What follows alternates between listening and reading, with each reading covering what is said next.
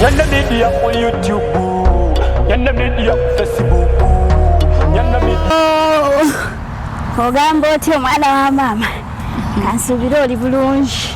Oli. Kiki Assalamu alaikum. Naye bannange Rozet naye lwaki tolagala mukama waffe yeebaze. Assalamu alaikum mukama waffe yeebaze. Nze ngasiza madini agenjawo. Naye nga ekikulu kiri nti lwaki tolokoka? Nze. Omanyi obulokole buno kintu kirungi nnyo. Ekintu ekisobola okutwala mu mwoyo, okugaana okola ebintu ebyenjawulo n'okukozesa like okukuumira mu butukuvu n'obutuukirivu. Oli gyebaleko. Kale nnyabo naye gyebale naye maama. Ekikulu kiri nti olokoka ddi. Ekyobuluka ng'okitadde ku bbali oba kale kankubuuzeeyo kimu.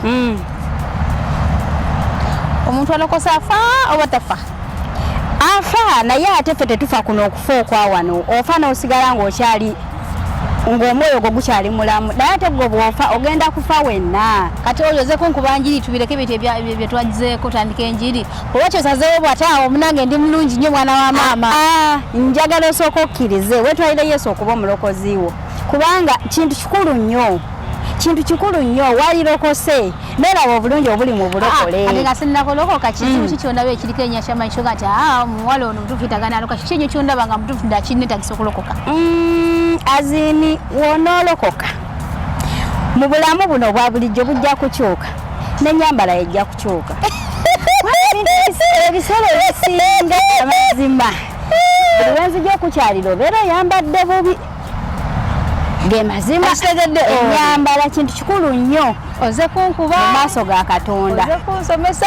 ddiini, oze ku ekyamazima nkiwulira omwoyo aŋŋamba nkubuulira enjiri. Kale sibitegere tubiveeko byatuleese tudde ku njiri. Tusooke tukyogereko ge mazima tukyogereko. Nze neetaaga tukyogereko kubanga mpulira ng'omutima gunyumiriza. Lwaki bwoze kyotandikidde kuba nyina empisa embi ndyawo sitegerekeka nteekeddwa okuba nga njuuka n'okugenda empisa embi. Oteekeddwa olokoke ge mazima. Kumpaka oba si kumpaka muganda wange. Si kumpaka. Amazima gali nti omubiri gwe yeekaalu ya Katonda. Weetaaga oguweeyo mu maaso ge. Kati olaba yeekaalu kyeki? Yeekaalu ekintu Mukama mwagenda okutuula akole. Kati olaba omulimu gwo guno gw'olimu ogwa media. Osobola okukozesebwa ng'akazindaalo n'obuulira enjiri abantu ne balokoka kubanga kati abakugoberera bangi oba baaba bakuwulirizza gwe kati ng'oyogedde eddoboozi lyo ligenda wala. Sooka oleke nga mbulira enjiri nga mbulira njiri ki era ng'abantu bagamba ki? Abantu bagamba obulungi obuli mu Katonda, obulungi obuli mu kulokoka, obulungi obuli mu kkiriza Kristo, omutima gwo guwummule. Oli okimanyi nti ebintu by the way nga tunagenda wala ng'onna tulaba ali ku Nyondo Media Youtube tukulamuseeko. Tuba tulina program ndagi tuza okuba nga tukolako ne mwana muwala naye antuukidde aŋŋamba mu kulokoka. Kati aganye okwasanguza lwaki oba kyerabye recently kye kimugamba Rozet lokoka. Simanyi kwasizidde gamba nti ayolokoka. Okay, no problem. Oba kireese let us discuss about this issue because it's really nkyagala nnyo manyi lwaki ekintu kino ogenda n'olinaga kati va mu ddiini n'otera kanterere kubanga nange wano ngenda ati olaba simanyi kw'osinzidde kugamba nti lokoka oba nsonga ki oba nsonga ki naye nga kansooke okulamusako abatula bali ku Nyondo Media tubaagala nnyo. Amanyi agange yenze Nyondo Rozet obukosi nga nsinzira ku Nyondo Media nembeera nga mbaweereza stories ez'enjawulo ntu hosting abantu ab'enjawulo era nga ne muganda wange onaku olwalero abaali bambuuzanga banaye Rozet ate media yafu wagitunze ekyano wagitunze ate munnange so ono sister wange agenda kabe yanjulire lwaki bagamba lubale omulamu tasamirirwa. Amanyi agange nze Oliver kukkiriza era nga nze mbeerawo bulijjo mu studio okulwaddamu essuubi era ng'olunaku olwaleero tusisinkanye wamu n'omukyalo ono njagala alokoke mpulira muli munda munze nga byetokingamba kulokoka bulijjo badde nsinkana olwaleero mpulidde ng'omwoyo annumiriza. Omwoyo annumiriza nangamba omwana ono mugambe kuba nyinza obutagamba munange n'oviraano mulamu ow'ensi ne tusisinkana ng'onnumirizo gasinga wambuulira enjiri saalimiridde okuba ng'ogibulidde muntu mufu. By the way ndi muntu mukkiriza kino sijja kulimbeera ntya Katonda sinagana mu maaso ga Katonda semamaaza sikola bya sinna kigaana era sinna kyenkugambye nti olina kyokola naye mukkiriza wetwalire Yesu okuba omulokozi olunaku olwaleero. No, si vidiyo ekya vidiyo kireke naye era naligambye nti wetaagamu okuwulira Katonda ebigambo bya Katonda bino. Evidiyo eyo mu sayidi ey'obukkiriza tolwana ntalo za mbiri, tolina kulwana ntalo za mbiri, olekanga kubanga mu Bayibuli tugamba nti yimirira buyimirizi olabe obuwanguzi. Bwe tutunuulira abaana ba Isirayiri baali bava mu ddungu batuuse ku nnyanja emmyufu, emabega Falaawo ajja, mu maaso waliyo ennyanja, ne bagamba bana tukoze tutya, ne batandika okukaayana. Mukama yagamba Musa nti muyimirire buyimirizi mulabe obuwanguzi. Wali badde oyimiridde buyimirizi n'ogitunuuliza Katonda ensonga eyo. Okimanyi nti Katonda yatuwa amagezi okwerwanako, obadde okimanyi Lubala embeera? Owulidde Lubala embeera enjogera Katonda yamba yeyambye yammwe abatanda bakumanya Katonda na bulungi bwe bwakola, akugamba yimirira buyimirizi olabe obuwanguzi. Yimirira buyimirizi olabe omukono gwa Mukama kye gukola. Nenzo ndaba waneero ogambye nzije mbere nga mbulira enjiri. By the way, oli kyoba tomanyi nze n'okuba nga mbulira enjiri okusinga. Mu ngeri ki? I'm sorry to say. Mu ngeri ki? There's so many ways of worshiping God. There's so many ways of spreading the good news to the people. Apart from kujja n'ogamba omuntu siramuka lokoka, naye ate osobola okubuulira enjiri. Osobola okubuulira enjiri mu ngeri eyo gyoyogerako naye nga Katonda tonnamutegeera. Bwonyini n'ogamba omuntu nti Mukama asobola okulwana entalo naye zizo bwe zijja n'ofubutukayo n'ogamba leka mbakubire bampulire, naye alina Katonda munda mu ye ajja kudda mu nsonda agambe Mukama olutalo ndukukwasiza nze ndi mu mwoyo nziza kuba kasimu mwoyo gwe oli mu mwoyo. Katonda wange manyi asobola okulwana olutalo no n'aluwangula. Ekyo kyonkikiriza. Kulwana nange sinze kulwana mukwano gwa nedda sikusobola naye ate gwe ali munze akusobola. Sikigaana ali mu akusobola ne gwe gagwo omuntu tonsobola si kyekyo sikusobola. Munange entele zaffe andi katonda nkuba sikubali munda nkubali ndirredde naye nga enziramu okugamba nti kyali badde kirungi nnyo omukwano gwange olokoke omanye Katonda omanye obulungi bwa Katonda. Kati oli nga bwe nkugambye olaba zino shows zentuusaako abantu already I'm preaching, I'm spreading the good news towards people. Ngeri gyempitamu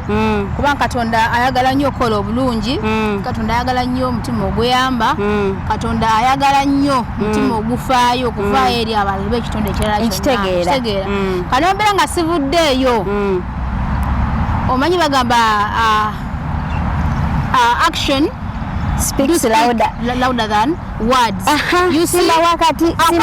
saying please mkwano loko Simba wakati mchala bagamba nti oba ebikolwa byogera kinene okusinga omubiri, naye ate singa onokkiriza Yesu okuba omulokozi wo nokkiriza n'ogamba ngenda na Yesu, omubiri gwo n'omwoyo gwo ne bibanga byogera ekintu kyekimu, ogenda kubeera oli kati oli kyogamba omba sirokose ngenda kufa. Anti bagamba okkiriza na mutima gwo n'oyatula n'akamwako. Kati wano essaawa n'obeera oyogera bwogezi bya ku mumwa ekino ekintu kyokola ekyokuyamba osobola okugamba no gajjajja bannange atuyambe. Nyono zanze ayamba zisize siyamba. Ani ayamba? Oyali mu gwa kupushinga gwe njagala akuyingire munda akozese obere yekalu ya Katonda. Ndi mwetegefu olunaku lwaleero. Nsinza Katonda yali waggulu ennyo. Kyeki okuleetera okumukkiriza? Ekindeetera okumukkiriza ebirungi byankoledde mbirabyeko, ampadde obulamuzi ng'omuntu, ankoledde anwanidde entalo kubanga abatulumbagana be bangi naye ayimiriddewo n'akuba. Katonda wali omulabyeko? Mulabyeko mu bintu byankolera. Ye physically Katonda ng'ayimiridde? Mulabako mu visions. Ono nga we tuli nga wayimiriddewo nti wuyo wiki mulaba ali ku kamera naye nti wiki wuyo Katonda wali omulabyeko physically? Simulabangako. then wali uddawo ku ddoboozi lye naliwulirako mukwano gwange so ganeke mukwano omanyi sometimes butuvuga mu speed kama ngambye mungene njagala oli omusajja okitegeera ebituuka bino sookolekemu ku katono nnyo mukwano kati eddoboozi kana waliwulira luddawa nali ndiwuliddeko bwe tuba nga tusaba ng'oyingidde mu mwoyo oyingidde ebuziba oyogera butereevu direct ne katondawo nga bw'owulira mu Bible Musa yali ku lusozi n'ayimirira n'ayogera eddoboozi lyamugajjamu engatto n'alinoonya ani ayogera sometimes mutulimba lwaki mutulimba oli n'agamba nti no Katonda akuntumye yamusanze okumumutuma gwagamba n'akuntumye oli n'agamba Katonda yaŋŋambye musimanya mbuno nzije mbagambe kino kiri ani yali asinkanye maaso ku maaso kandi basooganye ebigambo Katonda ng'anaayogera akozesa ebintu eby'enjawulo asobola okuyita mu birooto n'akuloosa n'akugamba nti ekintu ky'anaantuma gy'oli ayinza obutakituma ggwe nti Rozet Mukama yaze n'akugamba nti genda ewa Oliver omugamba akuwesa musanga n'ayita mu muntu mulala ne mu bikolwa byendimu nze kennyini nga ndi awo nsaba Mukama n'akundeetera obanga mmaze okusaba Mukama n'aleeta essimu yo n'onkubira ayita mu bintu eby'enjawulo nga onalaba omuntu nti Rozet ndi wano eno njagadde gundi nenga ne mutukira ne Uganda ne yukola ki nti omuntu oba yagadde okwogera ne muntu munno ogenda n'oyogera naye n'omusanga ne mugera maaso ku maaso ekisooka kati tomulabangako na maaso go physically simulabangako njagala nti wali osiikanyeko Katonda nga bw'ogaa nti ngenze kulaba Rozet n'omusika ne mwasiganya ebigambo wali oddewo ku ddoboozi lye nali ndiwuliddeko Katonda twogera naye mu birooto oli sawa kunimba twogera naye mu birooto sigamba mu birooto okugambye physically wali omusanze n'ogamba nti akwogera ne Katonda amaaso gaffe tegasobola kulaba Katonda direct that is it eyo ndio kyogere nakyo okikoze eki wali okuttako Katonda okwata ku mubiri gwe nga yonna akwatako gwe simukwatangako naate byankoledde bimmala okumanya Katonda waali tolabanga Katonda towulirangako ddoboozi lye physically era tomukwatangako kyekikuleetera okukkiriza nti Katonda gy'ali ekindeetera okukkiriza nti Katonda gy'ali ebitabo ebitukuvu bitugamba nti waali alibaawo era aliba kiba kitegeeza nti Katonda mwoyo omwerere talina mubiri na musaayi naye ate tumufiiringa munda muffe okusinga okugenda ew'omuntu kankugereze ku muntu ogamba mbuno tumufiiringa njagala gwoyimirire nga gwe personally nga gwe mufiiringa Katonda simukwatangako simulabangako sogerangako naye omufiiringa otya mufiiringa muli mundamu ze nti presence ya Katonda weeri dinadira omufiiringa naddala nga ndi mukusaba naddala nga ndi mukwegayirira naddala nga nfunye obuzibu ne nga Mukama mbeereraawo ekyenjawulo ekintuukako sometimes oyinza obbeerawo n'owulira nga mu butuufu embeera zo gwe ng'ez'obuntu si ze ziriwo eyaliyo ng'owulira nti no ye Katonda akaseera ako oba you're feeling something strange otegera otya munono Katonda osooka kumukoola zibeera zino simanya zigundi ziddayo gundi nedda empulira siwulirangako ku jjini bwe likwata naye ate embeera ya Katonda gy'ofiiringa owulira ng'ofiiringa guilty singa oba olina kye wakoze azini bw'obeera ng'oli awo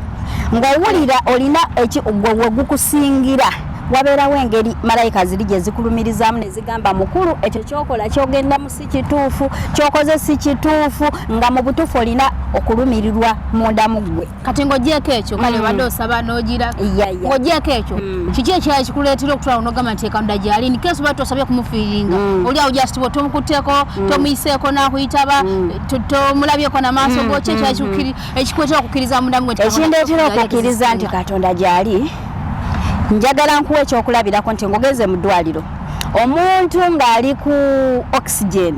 bagisasuza buwanana we bakugirako ogenda kufa naye gwe wali olabyeko ekisawo ky'omukka guno omukka gwossa olowooza guvaawa gwe bw'ozimba ennyumba bw'oti olina okuteekako amabaati singa oggyako empagi ennyumba ekugwira kuggulu okwo olabako empagi gwe wonna tulaba mbadde siwakana wabula mbadde njagala tumanye abantu abasinga bagamba Katonda taliyo era nga bakiwakanya naddala aba scientists bagamba kantale bamanye engeri bateekamu some formations of the world kino kyefominga bakkiriza okuba nti ensi yakola ki yeetonda yokka naye ebigambo byayogedde nange kamwa koogera katonda simulabangako simukwatangako era siweyanko ddoboozi lye nti ayogedde awo physically ndiwulidde wabula mundamuze nyina okukkiriza okubamanyi nti gyali weyaba nti nange buli lwensaba mundamuze mpulira ddala nti katonda akola ki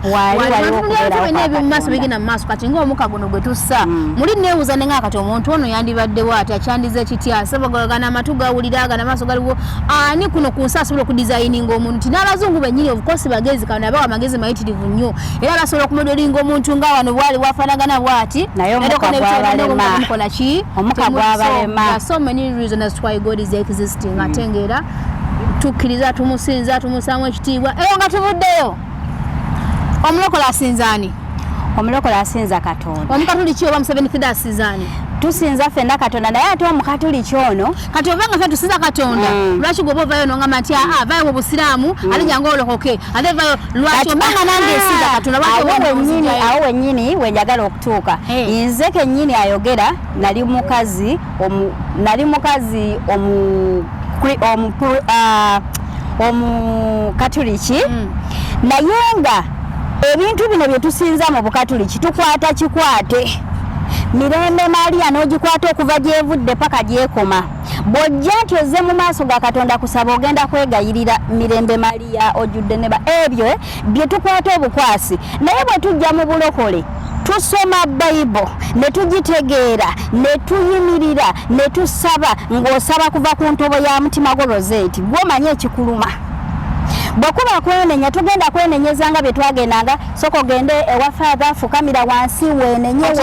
nakuwa n'ebibonerezo omanyi ways meka omuntu zayitiramu okusinza Katonda ogendako ekyo netusoma sapule of course omuntu osobola okusoma sapule you are worshiping osobola okusoma Bible nga wokyogeddeko you worshiping apart from those ones okusoma Bible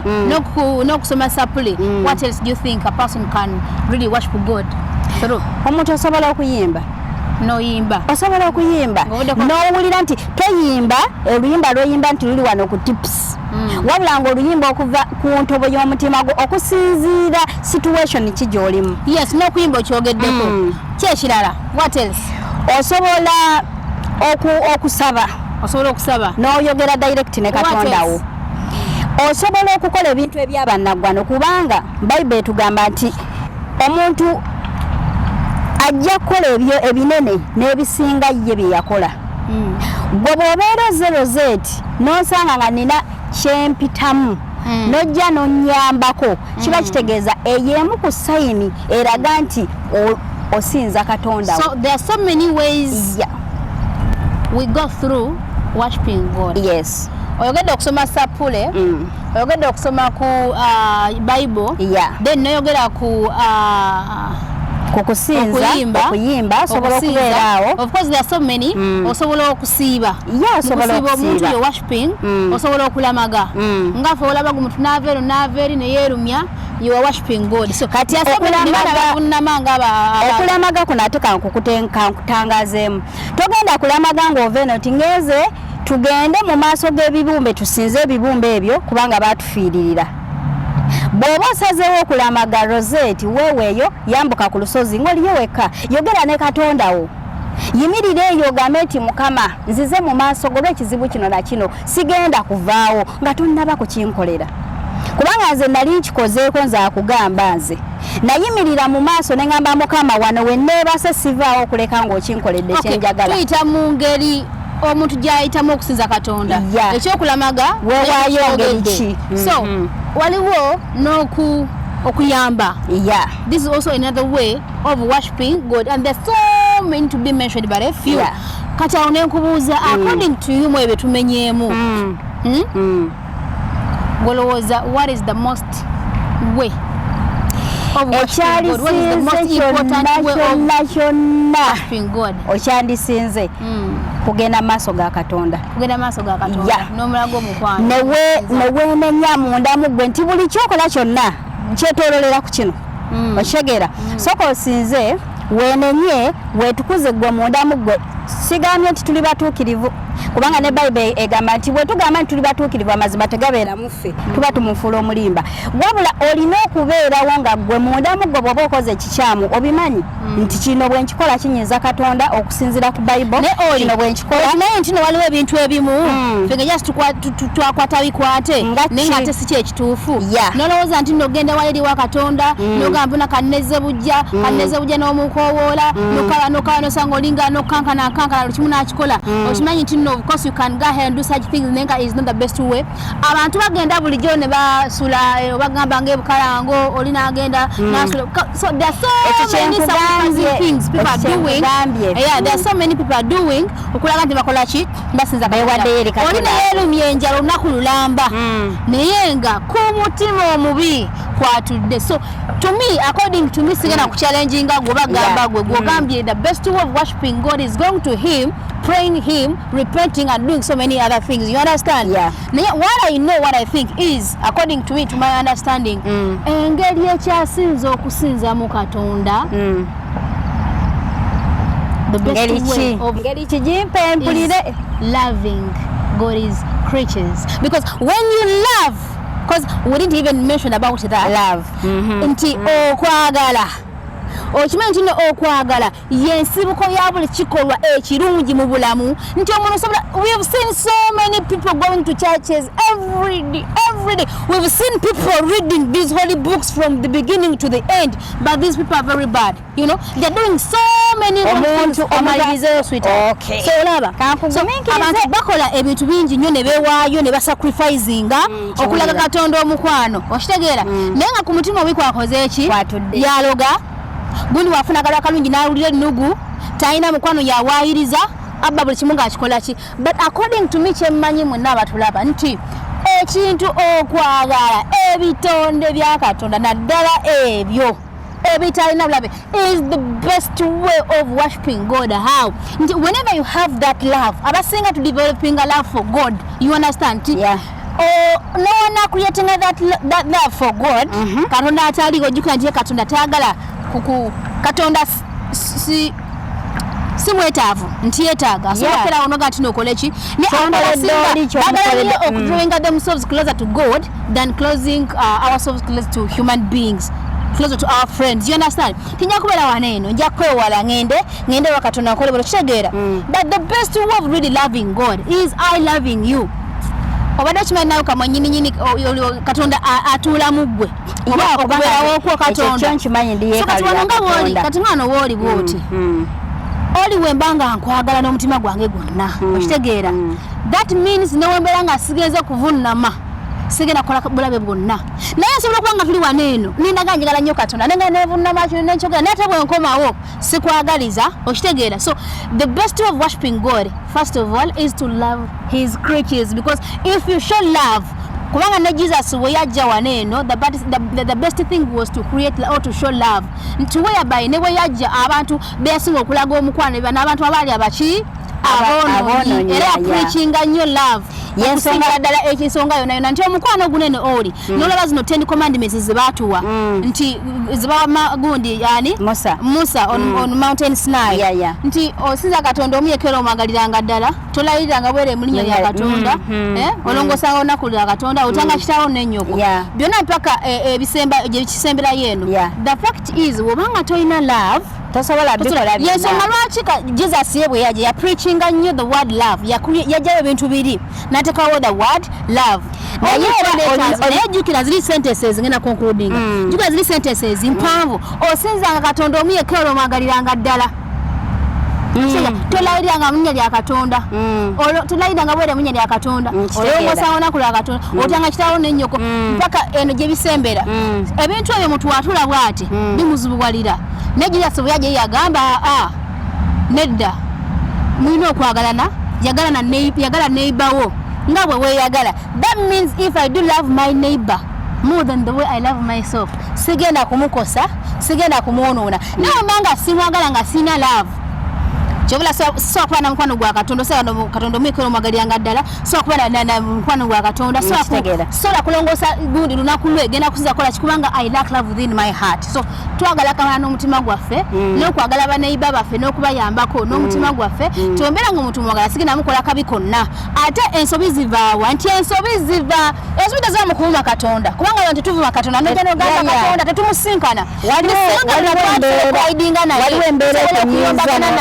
okuyambagana ne Katonda we ekyo kimanyi Rozet nekirwawo ngamba Katonda kumusikana mwibale maso kumaso n'okulwanagana okitegera so yitakola ki naye ate bano bantu bannaffe bo twesisinkana nti akunyiziza nti entisanga Katonda yaliko kuno okubuze nga osobola okumusinkana bali badoliraga akatukola ki ne bawasigakola ki kati bano abantu betusisinkana be batuleetera okukola ki okukola ensobi n'okwonoona okitegera nti wano nisinga mbadde nina omukwano nga nkwagala nti ebibi byonna biva omwo no bajja bagala tuwakola kino gundi wabba ekintu kya gundi kubanga muntu waali naye ombanga nkwagala sisobola kukola kabi konna nti maama wange n'owabeera nkedde ku makya nabba towayirizanga mu linnya lya Katonda okitegera nti noba mama nkede ku makya nabba va ku kino ekyokuwaayiza sawa kwawayiza mawange kubanga mukola ki noba nkede nabba ngenda kumuzibira okitegeera so ebintu ebyo nasobola okubituukiriza singa oba olina omukwano muki kati mu bwefu obwo bwennyini bw'oyogerako nti okuyamba oba okwagala ebitonde bya Katonda okimanyi nti eriyo abantu yajja okugamba nti nze nja kwagala ebitonde bya Katonda sijja kukkiriza oba sijja kwatula bulokozi kubanga point eri nti oyatuladde sijja kwatula bulokozi ogenda kugaba omukono ogwa ddyo Bayibuli tugamba nti omukono ogwa ddyo gugabenga ogwa kkono gulema okumanya naye kati igwe lwokuba okikola ng'okimanyi Mukama bw'anandaba nga nkoze kino you drag even out otandika ogamba after all abo nze mbayamba oyo Rozet nze muliisa olaba esaati gyali muze njimuwa naye nga wano mu maaso g'abantu ogamba I do love them oba mwagala tulabyeko emikwano nga mu butuufu omwesize omwagala naye ku end result n'agenda n'akukwogerako eri n'akwogerako kubanga akumanyi yakugeya kyesikumanyiiko Rozet sigenda kukyogera lwa nsonga sikimanyi naye kyemaama osobola n'okumpulira tuwayiriza bulijjo okuwayiriza soka owulire okuwayiriza naye kimanyi nti ebintu byo ebyobuziba gw'obibulidde yabinyumya gw'obibulidde yabyogera so mu nsonga eno bw'oba oyatudde obeeramu entiisa ya Katonda singa oyatula n'ogamba nti nze naagobereranga Katonda omu bw'ati era mwagaliranga ddala kansinze okitegeera n'oyatula obeeramu entiisa ya Katonda bino byonna love care kusaba kukola ki bikubeezaamu entiisa sisobola kujja n'engeya kuba ninamu entiisa muli mundamu nze nenga bwenage ate mu maaso ga Katonda kubanga gwe omwana w'omuntu nsobola okukwekweka naye nkukweka ina oba omuntu ali munze n'olaba ono ali kungulu naye ate Katonda tetumwekweka okitegeera wano omuyimbi yayimbira nti alina ttooki etangaaza gwe ne bw'olimba abo b'oli nabo ye Katonda akola ki ne bw'oneekwekawa agenda kutangaaza bw'oba toyatudde tosobola mukwano gwange tosobolera ddala gwe nawe nampuliriza nga toyatudde bulokozi tosobola kuba na ntiisa ya Katonda oyatula otya obulokozi okkiriza n'omutima gwo oyatula n'akamwako omuntu asobola okwatula nti okuva n'olwaleero nsaba osangule ebyonono oba amanya gange mu kitabo ky'aboonoonyi ompandiike mu kitabo ky'obutukuvu era nsazeewo nti ndokose naagobereranga Katonda omulamu obulamu bwange bwonna n'otandika okugoberera Katonda ng'oggyeko okumugattirizaako bino ebirala bye tusinza ffe oba mwe bye musinza byosobola tusinza Katonda omu yekka bw'ati ani yatonda eggulu n'ensi Katonda ye yalitonda bw'ojjawo omusiraamu nga badde ayatula obulokozi agamba atya omusiraamu agamba nti no tusinza bakatonda babiri okolabo asinza omu naye ate waliwo bye musinza ne musukkulumya okitegeera kati kankugereza mu Bukatuliki kuba bwentegeera ennyo basinza sapuli eyo n'okusinga ekintu ekirala kyonna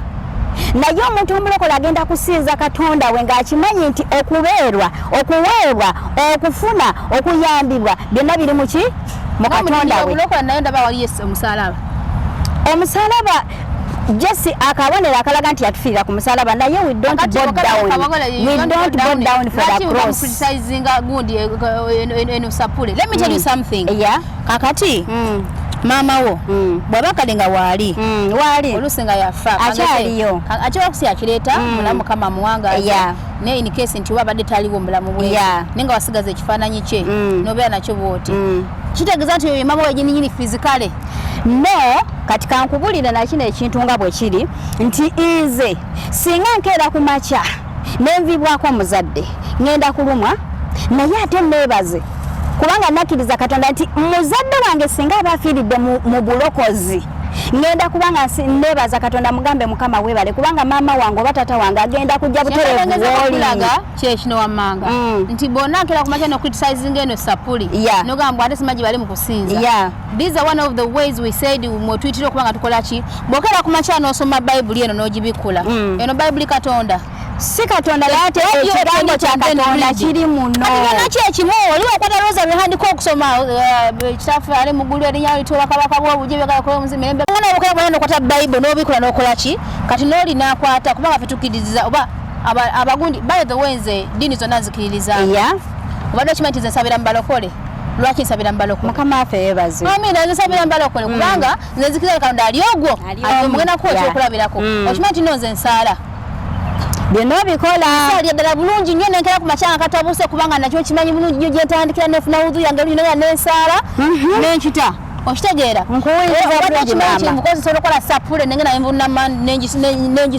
nengisoma paka lwegwayo so nze mu bulamu obwange ndi muntu akkiriza nti fena tuza Katonda aliwa tusisinkanye ku yuniyoni siwe kiri ekkubo lyempiseemu lyoyiseemu nze mbeera Sharja obeera wa mbeera Lukuzi wiki yabadde alina gyakedde somewhere asimanya wa tubeera tusinkanye ku ki yuniyoni kati wiki ekkubo lyayiseemu libadde lyanjawulo nange mpise mu lyange lyanjawulo kubanga mbeera walala nawe se mu lyanjawulo tetumiitinze then lwaki tokkiriza nti nno bwe tuba nga twagala Katonda oba okumumiitinga nti we can use other routes different routes okuba nga tukola ki nga tumumiitinga kati ekintu kino kankikutangazeemu bulungi eyo wennyini mu buufu bw'oyogeramu ebintu bino bivaalinga igwe Katonda ali omu ng'era bw'oyogedde naye Katonda omu bwe tuba nga tutunulidde amadiini gano gajja okutwawukanya naye obulokole bujja okugatta omulokole omuntu yenna ajje tusisinkanire wamu tusinze ekintu kitya kimu ye Yesu omwana wa Katonda omulamu gwe yasindika okujja tufiirira nti buli ali mukkiriza yenna alituuka mu maaso ga Katonda kubanga ye yagamba nze kkubo nze mazima nze bulamu kati ife kye tuliko ye Katonda omwe yagamba Abakatuliki nti mmwe temuwasanga Abafaada temuwasanga mubeerewo nga temukoze eki temuwasizza ye Katonda omu eyagamba Omukristaayo nti gwe wasa omu beera n'omukazi atya ye omu agamba Omusiraamu nti gwe wasa bana naye bw'oba ozze wano tunuulira mu Bayibuli ye Mukama agamba ki yatonda Adamu n'atonda Eva singa yali ayagala okutonderako abalala bonna kubanga ffe abalokole tukkiririza mu kintu ekiri mu Bayibuli kino kyenyiza okugamba tetukkiriza mu biwandiike tetukkiriza mu biso oba bye batusomesa kubanga bwoba nze ndifaalinga nnyo ku Bukatoliki kuba bwe nalimu ne bakutuuza ne bakusomesa katikisimu ne bakusomesa batisimu ne bakusomesa konfirimansiyo ne bakusomesa wukalasitiya byonna n'olaba nga obigasse wamu n'obireeta amazima nga tebiraba bigenda kuyambira naye bw'oba otudde ne weesomera Bayibuli gwennyini n'ogitegeera mu ntegeerayo n'oginterpretinga ogenda kugoberera Katonda wo era otuuke gy'ogenda tuli bakyamu tutya omulokole asobola okubeera omukyamu omukazi asobola okubeera omukyamu n'omusimu asobola okubeera omukyamu fena tuli baki tuli bato tufa tukola ki tusobya naye era osobola okukikkiriza nti okay kuggwe oba ogamba ani agenda okuyingira eggulu agenda okuyingira eggulu y'omutukuvu yekka ate ng'ekkubo mwe tulina okuyita okugenda mu ggulu ye Yesu Kristo kiba kitegeeza gwe wekka asinza Yesu Kristo oba yamutegeera n'omuyingira n'akumaamira n'ofuna entiisa ye mundamu ye osobola kutya Yesu Kristo n'otatya Katonda ng'otwagala ne saagala maama wo kiba kitegeeza ki nkwagala tesaagala maama wo ngambyeko wali eri emabega naye kugamba nti nno omuntu kati ffe tuli bitonde bya Katonda buli wolaga omukwana eri ebitonde bya Katonda bera koze kibagadde ye anyway osobola kubanga era ne Bible waliwo egambira nti pretending oti akiyagala nnyo Katonda kubanga sibye tusinga okola abantu abasinga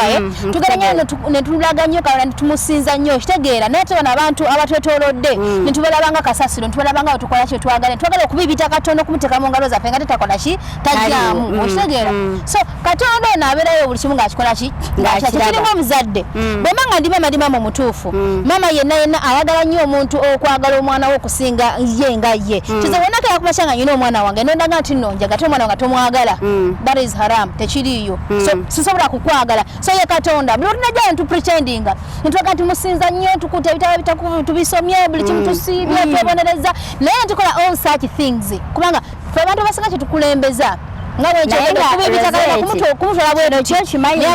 bwobeeranga onyikidde munda kizibu nnyo okulumya muntu munno lwansonga